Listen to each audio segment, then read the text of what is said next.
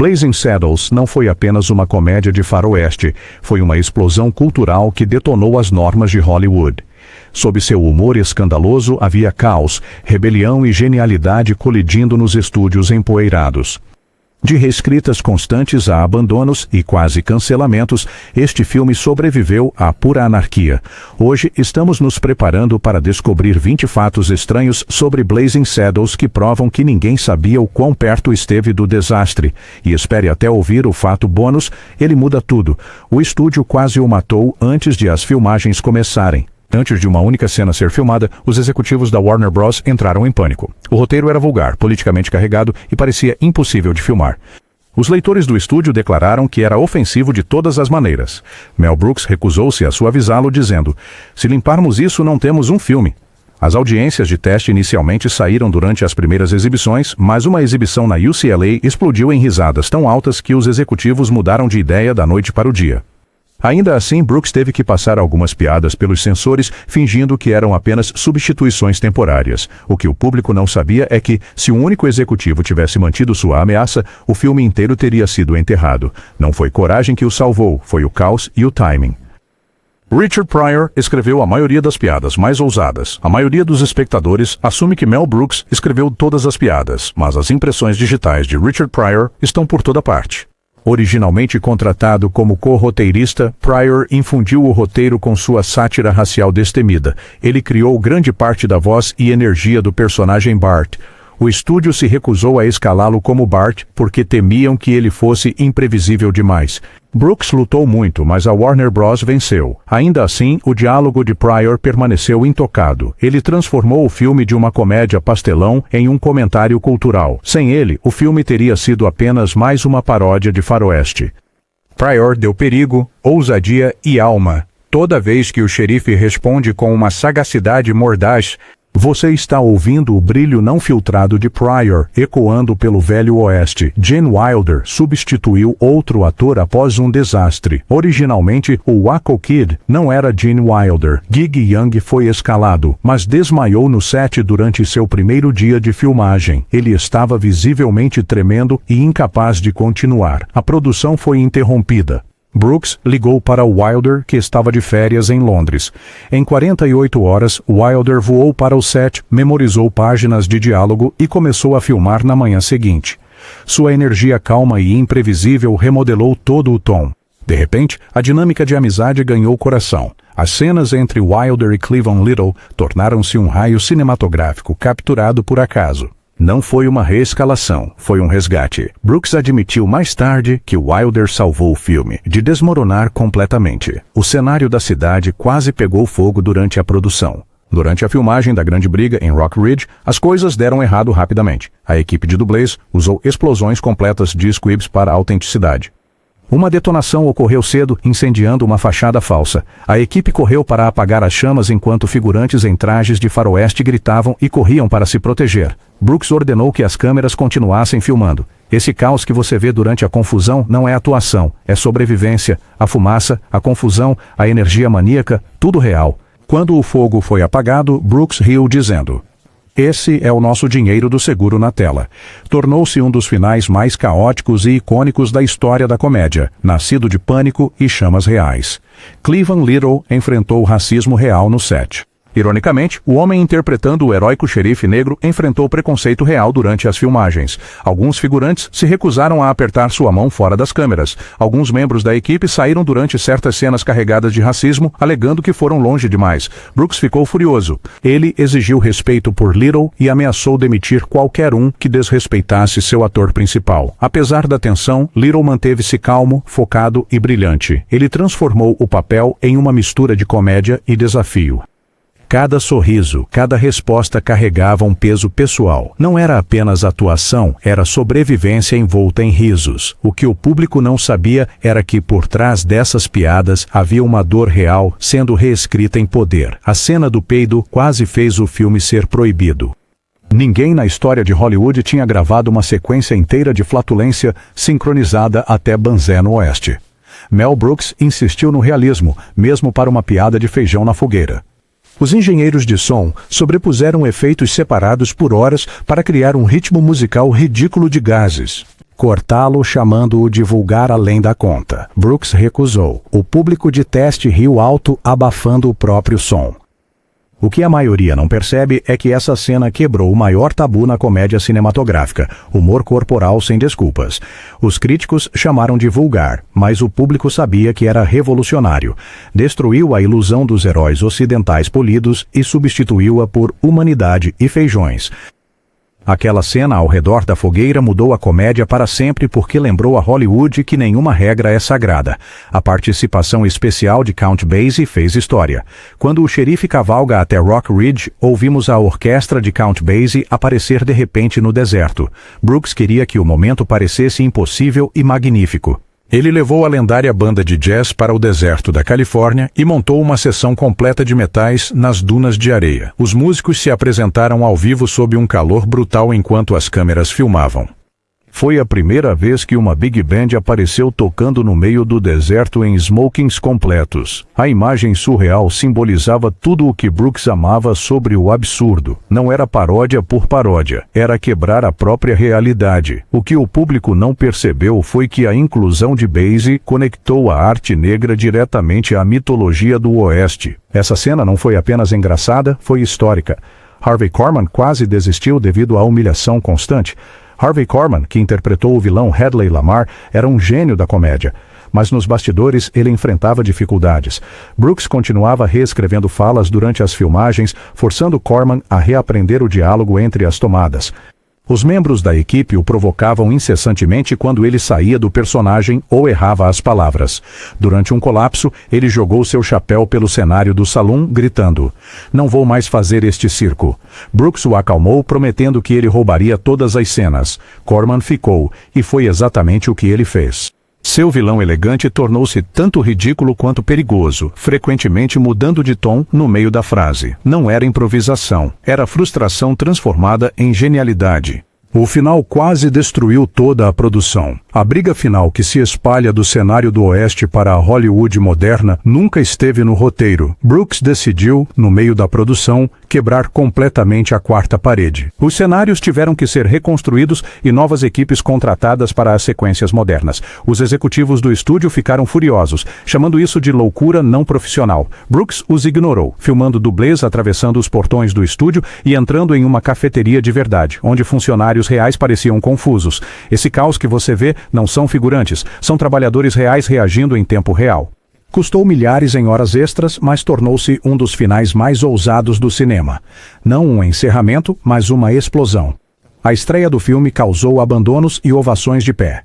Quando Banzé no Oeste estreou em Los Angeles em fevereiro de 1974, o público não sabia o que esperar. Alguns riram até chorar, outros saíram ofendidos. Um crítico chamou de "o fim da comédia americana", outro declarou ser o futuro. Brooks sentou-se no fundo, observando silenciosamente ambas as reações.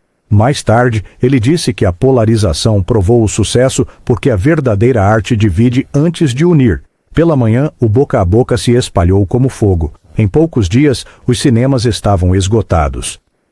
Vá em frente, curta e inscreva-se porque estamos apenas na metade desta loucura e os próximos 10 fatos mostram o quão perto esta obra-prima esteve de ser enterrada para sempre.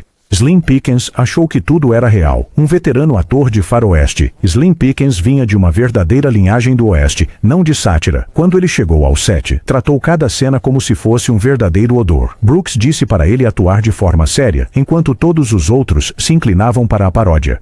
Durante a sequência da explosão da ferrovia, Pickens recusou dublês, insistindo que já tinha feito pior em verdadeiras conduções de gado. Ele quase quebrou o pulso quando destroços caíram muito perto. Os membros da equipe ficaram apavorados, mas ele riu, gritando: "É isso que acontece quando você contrata um verdadeiro cowboy." Essa autenticidade ancorou o caos ao seu redor. Sua entrega séria tornava cada momento absurdo mais engraçado porque ele acreditava completamente nisso. Sem ele, o filme teria sido irônico demais. Ele foi a âncora em um tornado de loucura. Madeleine Kahn improvisou um dos seus momentos mais famosos como Lili von Shtupp. Madeleine Kahn caminhou na linha tênue entre o burlesco e o brilhantismo. Durante o número musical, "Estou cansada", Brooks a incentivou a improvisar gestos e tom. Ela exagerou seu cansaço de forma tão dramática que a equipe inteira desabou lá. Brooks deixou a câmera rodando. O que chegou ao corte final foi principalmente seu humor espontâneo e timing cômico. Kahn disse mais tarde que modelou Lily em Marlene Dietrich, mas exagerou em cada suspiro. Sua mistura de glamour e alto-deboche lhe rendeu uma indicação ao Oscar. O que o público não percebeu foi que metade de sua atuação não estava no roteiro, foi sobrevivência por instinto. Ela transformou paródia em poesia e deixou sua marca como uma das mentes cômicas mais afiadas do cinema. A palavra com N quase fez com que o filme inteiro fosse cancelado. Mesmo nos anos 70, Hollywood tinha limites e insultos raciais estavam entre eles. No entanto, Brooks insistiu em incluí-los, não para chocar, mas para expor sua absurdidade. Ele e Cleavon Little concordaram que a linguagem tinha que permanecer para que a sátira tivesse impacto. O estúdio implorou para remover cada ocorrência, temendo tumultos ou censura. Brooks recusou, dizendo que os racistas no filme deviam soar como racistas de verdade. Durante as exibições de teste, o público negro entendeu a intenção e aplaudiu, enquanto os executivos brancos se encolheram. Esse contraste aterrorizou a Warner Brothers, mas também provou a honestidade do filme. A palavra não foi usada para degradar, mas para confrontar. Essa coragem quase acabou com a carreira de Brooks, mas também o imortalizou. Brooks interpretou 4 papéis diferentes sem planejar. Mel Brooks originalmente pretendia apenas dirigir, mas cortes no orçamento forçaram a improvisação. Ele acabou dublando ou aparecendo em 4 papéis, incluindo o governador Lepetoman e um chefe indígena. Cada papel foi criado de improviso quando figurantes desistiram ou o tempo ficou curto. Brooks entrou em cena usando maquiagem e figurinos rápidos entre as montagens de direção. Sua presença na tela deu ao filme seu ritmo anárquico. Em um momento, ele estava gritando direções atrás da câmera. No seguinte, ele estava gritando ação de dentro da cena. A fusão entre diretor e intérprete criou a energia descontrolada do filme. Ele não estava apenas fazendo comédia, ele estava vivendo dentro dela. Frank Lane não fazia ideia de que era uma comédia. Quando Mel Brooks contratou o lendário cantor Frank Lane para gravar a música tema, ele disse que era uma balada séria de faroeste. Lane colocou todo o seu coração nisso, gravando com plena emoção e sem ironia. Só depois da estreia do filme, ele percebeu que era uma paródia. Brooks sabia que a sinceridade tornaria o humor mais incisivo. Os vocais grandiosos da música conferem um peso épico à pura loucura. Esse contraste entre música sincera e narrativa absurda tornou-se a arma secreta do filme. Lane se sentiu enganado a princípio, mas depois chamou-a de uma das músicas mais orgulhosas que já gravou. Não foi enganação, foi um desvio musical genial. O roteiro passou por 24 versões antes de começar a filmagem. Banzé no Oeste não surgiu da noite para o dia. Foi desmontado, reescrito e remontado através do caos. Mel Brooks, Richard Pryor, Norman Steinberg e outros discutiam sobre o tom diariamente. Alguns rascunhos pendiam para sátira pesada, outros para puro slapstick. Brooks queria ambos. Todas as manhãs, novas páginas apareciam nas folhas de chamada com piadas frescas. Os atores memorizavam as falas no almoço apenas para encontrá-las mudadas no jantar. Cleavon Little uma vez disse que todo dia era um novo filme. Essa reescrita constante forjou imprevisibilidade em cada cena. As mudanças bruscas de humor, do grosseiro ao inteligente e ao comovente, vieram diretamente dessas batalhas. Não era confusão, era combustão transformando incerteza em ouro. Poucas comédias desde então ousaram evoluir tão violentamente durante a criação e sobreviver. O soco no cavalo foi real e quase fatal. Aquele momento de cair o queixo quando Mongo soca um cavalo não foi apenas magia do cinema. A cena usou um cavalo treinado chamado Ted e um dublê em um traje gigante. Alex Karras, que interpretou Mongo, na verdade fez um leve contato durante o ensaio, mas o cavalo reagiu e quase deu um coice. A equipe se jogou para se proteger. Brooks ficou horrorizado porque a reação parecia perfeita na câmera. Eles repetiram com um ângulo cuidadosamente planejado para evitar danos reais. Quando o público viu, gritou em descrença. Simbolizava o espírito inteiro do filme. Ridículo, destemido e um pouco insano. Aquela cena sozinha convenceu os críticos. Eles estavam assistindo a algo completamente novo. A Warner Bros. Tentou censurar a arte do cartaz. Mesmo antes do lançamento, o estúdio entrou em pânico com o marketing. O cartaz original mostrava Bart segurando sua arma enquanto estava sentado em um cavalo cartunesco feito de ouro. Os executivos exigiram um redesenho, alegando que era muito extravagante. Brooks recusou novamente, insistindo que o absurdo combinava com o tom do filme. As equipes de publicidade entravam em conflito com Brooks diariamente tentando suavizar os slogans. Ele ameaçou sair. O design permaneceu ousado. No final, o cartaz, com sua explosão de cores e caos, chegou aos cinemas intocado. Tornou-se instantaneamente reconhecível e refletiu perfeitamente a insanidade do filme. Aquele cartaz era mais do que promoção. Era uma afronta impressa. A sala de edição era um campo de batalha. A pós-produção quase destruiu amizades. Brooks e o editor John C. Howard discutiram sobre o ritmo durante semanas.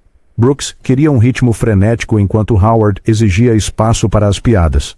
Sequências inteiras foram cortadas, depois reinseridas, depois cortadas novamente. Só o final da briga teve 12 edições separadas. Executivos do estúdio ameaçaram intervir até que uma exibição secreta mudou tudo. Quando risadas surgiram, mesmo na forma de corte bruto, Brooks e Howard sabiam que tinham ouro. Sua tensão criativa forjou um tempo preciso onde o caos encontrou o controle. Cada piada atingia com a força de uma explosão, porque por trás dela estavam semanas de guerra na sala de edição. Os críticos odiaram antes de amar. As primeiras críticas foram brutais. Alguns chamaram de caos vulgar sem estrutura. O New York Times rotulou como bobagem juvenil, mas o boca a boca mudou rapidamente a opinião pública. Os campi universitários exibiram para plateias lotadas noite após noite. Em poucos meses, os críticos mudaram de opinião, chamando-o de gênio disfarçado de loucura. No ano seguinte, foi consagrado como uma das maiores comédias já feitas. O que começou como ridículo tornou-se reverência. Não foi um filme que envelheceu bem. Forçou o mundo a alcançá-lo. Fato bônus, o legado do filme mudou a comédia para sempre. Banzé no Oeste não era para durar, mas sobreviveu à sua era. Os estúdios juraram que nada parecido poderia ser feito novamente e eles estavam certos. Quebrou todas as regras que Hollywood construiu e sobreviveu por pura audácia. Hoje sua influência está presente em tudo, de Os Simpsons a South Park e a sátira de Tarantino. Ainda assim, Brooks disse que nunca poderia fazê-lo agora. O filme permanece um monumento à liberdade, arte sem filtros de uma época imprudente. O que o público achava que era bobagem, tornou-se história. Banzé no Oeste provou que o riso poderia combater o medo e zombar do próprio ódio. Esse é o verdadeiro segredo por trás da piada. Se você adora descobrir a loucura por trás dos clássicos, clique no botão de inscrever-se e mantenha sua cela pronta para a próxima aventura selvagem.